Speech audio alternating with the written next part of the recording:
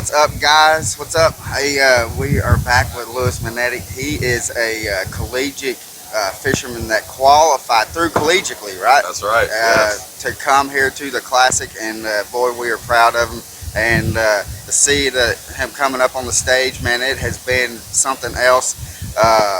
Hey, Louis, can you tell us a little bit about collegiately what you had to do to be able to get here? Yeah, absolutely. So I made the College Classic bracket. What that is basically is they take 8 of the top guys from college. They do that by splitting up 4 teams. The top 3 from the Natty and the Team of the Year winners. My partner and I, Michael, won Team of the Year. And so they split us up into a bracket-style tournament, kind of like March Madness, and we all fished head-to-head for 3 days on Lake Greenwood, South Carolina. And I came out victorious, and here I am. Heck yeah! Awesome, Heck yeah! Now, since you are here, Yeah. what has your experience been like from, let's say, from like media day to, or from Thursday to now? What have you been able to kind of sit back and kind of just take anything in, and or has it just been kind of just balls to the wall going? And It's been a lot of going. I ain't gonna lie. We've been going, pretty hard, pretty steady for the last 3 days. But I kind of took a little minute last night once I knew I'd made the cut, and I was fishing here on Sunday. And kind of looked back, and it was pretty surreal experience. It's been a dream of mine to get here. Here we are, and not only to get to the Classic, but get here and fish on Championship Sunday. This has been just an absolute dream come true and a blast. I really have been focused on fishing. I kind of haven't let the moment catch up to me. Man, I really wanted to win this thing this week, but I can't lie, I'm pretty psyched to be here on day 3, and we'll be back here. So hopefully the next one we have a better shot at winning it. But I'm definitely happy to be here on Sunday.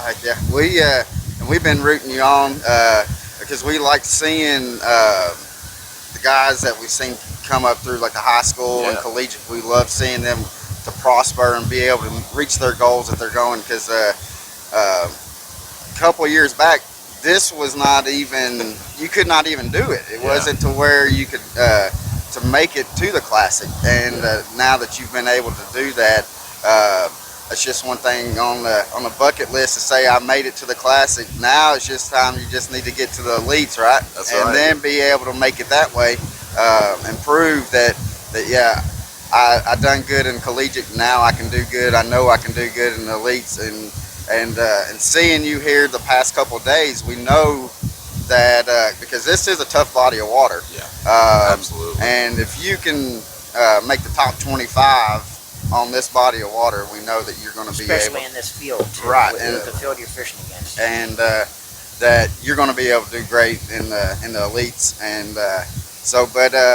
what do you think the weather has played effect on catching fish this week? Man, I can't seem to figure out what the weather's doing with fish catching this week. It seems like just about everything that I would expect to happen with the high sun and warm temperatures we've been having. It seems to be the opposite's happening. My fish have actually been moving out, which I really can't make a whole bunch of sense of, or maybe they're just not biting. But are they going straight to Gussie, you think? it seems like it, doesn't it? Oh man. But no, I don't know. I really don't know. My water's, it's warmed up a ton. I just expect it to get better and better. But it really hasn't thus far. Yesterday, one bite was the difference between yesterday and my day 1. Right. I got one 3.5-pound bite. Other than that, I had the same, just 4 little ones. So, man, I hope today's the day. The front's passed. It's going to be kind of calm, 75. I really hope today's the day. Again, I don't know if I'm gonna have a shot at this thing, but if we just come in with a big bag on day 3, I'd be pretty psyched. So hopefully that's the case. Hopefully the weather kind of settles down finally, and we can put a couple big ones in the boat. That's the plan at least. Yeah. Well, and we're, with us being from Chattanooga, we kind of keep an eye on the weather and stuff like that, and because we fish Chickamauga and Nickajack and stuff mainly, but. One thing when coming into it, and we was just watching the highs and stuff like that, we're like, well, that's going to be consistent. So we thought that actually everybody was going to have decent bags. Yeah. And so, but the things that's been different is Like today, right now, it's 46 degrees or 47 degrees. We're not having that consistent nighttime temperature, and I think that's really playing a role too in it. Yep. But we are having the consistent daytime temperature. But yeah, that we have definitely seen here in the Classic with not just you, but everybody else has had an issue with their fish moving on them. Yep. Now, do you what would be your strong point or strong feature of being able to go? How would you rather go out and fish for them? Do you like shallow, or do you like kind of? Yeah, I mean, I'm a no graph kind of head in the sand, just grind kind of guy. So that's what we've been doing the last 2 days. I love a tough tournament, which this one very obviously is. And yeah, that's kind of my style. I'm from Jersey. It's tough fishing up there, and I like to grind. So that's kind of been the plan. That's going to be the plan today. And we're going to do a shallow. We're going to do it less than 10 foot. So we'll see what happens. Yeah. Heck yeah. And last question. We asked this to all our anglers that come onto our podcast. Okay. If you could have one person in your boat that is living or that have passed, who would that be, and why would you want them on your boat to fish one day? Oh man, that's a tough one.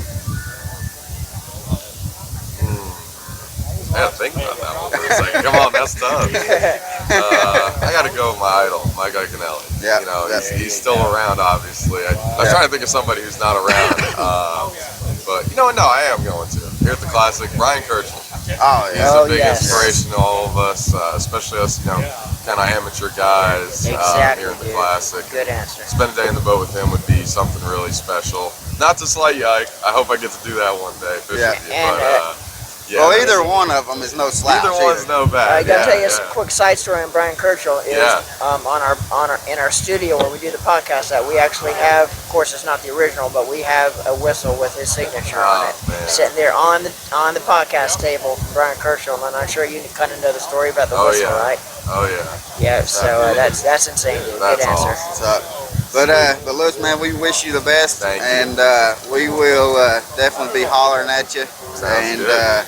Man, we hope to see you have 5 biggins on the stage here today. So I hope so too. Louis, man, we appreciate it, brother. Thank you. All right, Louis. Appreciate it, buddy. Thank you, guys. And look forward to seeing you today on that weigh-in stage. As do I. Big stage, big dreams, right, Louis? That's right. That's right. Thanks a lot, buddy. Thank you. All right. What's up, guys? What's up? Man, we have got a special guy here. We got John Cox with us, and man, it is John. It has been exciting to see the progress from day 1, day 2, and then see you here on Sunday to be on this final stage at the Super Bowl of fishing. How has it really gone out on the water for you here the past 2 days? I mean, the way practice went, I'm thrilled to be in the position we're in, and I didn't really catch anything in practice. Really cold, miserable. I stayed super shallow, probably too shallow in practice, but I was looking for those areas that when we finally warm up, that hopefully the fish would show up. Right. And we landed on them the last couple of days. Or those new fish coming in, and man, it's been a grind, but just taking our little frontside crankbait and just covering water and bouncing around, and they seem to be moving. Yeah, that Fritz side is something else, isn't it? We're from Chattanooga, so we throw that Fritz side off like Sunday, crazy the Bassmaster on Classic. Chickamauga. You're part of this. How you feeling? But man, I'm excited to go. has there been another classic that from practice time to the lights come on day 1 that's been such a big weather change? I mean. This one has been, I mean, at least for me, it's more memorable one. I think a couple of the other ones we had warm-ups, but, made some wrong moves. It has consistently changed this week. Yesterday was kind of the stormy day. But this one seems to be working out really well. I mean, it was blasting wind, but it was a lot warmer than it is this morning. Will this cool evening affect things in any way, you think? I don't think so. What I saw some of the large So, now what does it feel like to be on that stage and holding them big old tanks up? What is that? Man, there's nothing like it. You know, just as soon as they call your Speaking name of five of the into right arena, ones, or even at the you are state fishing ball, free. I mean, The entire it's like field no is other, fishing free, you know, other event than our that I've been tournament to. leader. But I mean, nobody would It's want to be really in another exciting. position So than I what our was a little tournament nervous leader the first is in. day, but then, So you know, what settled in, number is in your Now, head? At what point would you start to think, well, does there the could be a excitement really chance? start? I mean, because I know once you sit in your boat, takeoff is happening, it's business. Right. Now, is there any kind of, when the nerves kind of hit, does it happen like when you're pulling into the arena here, or when they pull that curtain back and the truck starts moving towards the stage? Yeah, honestly, that was the most nerve-wracking part for me. Is when they Always a pulled that true curtain champion, back both and, on and off you the don't wanna water. trip, Let's hear it fall for off Drew the stage, Benton, or ladies and whatever it is, gentlemen. you know, but yeah, I mean, once they get out there, it's just, you know, it's where I've spent, you know, most of my life is out there fishing. I just kind of get out there and start doing my thing, and don't really think about anything but just catching. So Well, last question. Take a moment here We to ask wake all up the our sleepy guests that comes assassin to our on podcast, Championship Sunday. if you Austin could have Felix, anybody how you on your feeling this boat morning? that's living or have passed, who would it be, and why would you want them on the boat for one-day fishing? oh man, No, I would it's a probably, beautiful thing, and I'd 30 probably take anglers Rick been Blunt eliminated with me. and Man, that is qualified to I'd work like the to go expo. over You're and, getting to go fishing, learn and every some of spot his, you move up is a crankbait. little more money. Yeah. What's the goal today? Now, guys, we're waiting on 4 o'clock, because when 4 o'clock comes around, we are waiting on John right here to come out onto that stage, and we are hoping that that when he comes in, that bag is looking fat, and that he's going to give Gussie a run for his money, guys. So, John, You're an we incredible really appreciate smallmouth it, brother. angler. And Thank you. But we how wish you the best. impressed are you with Thank what you. we've seen here through Gussie? Not just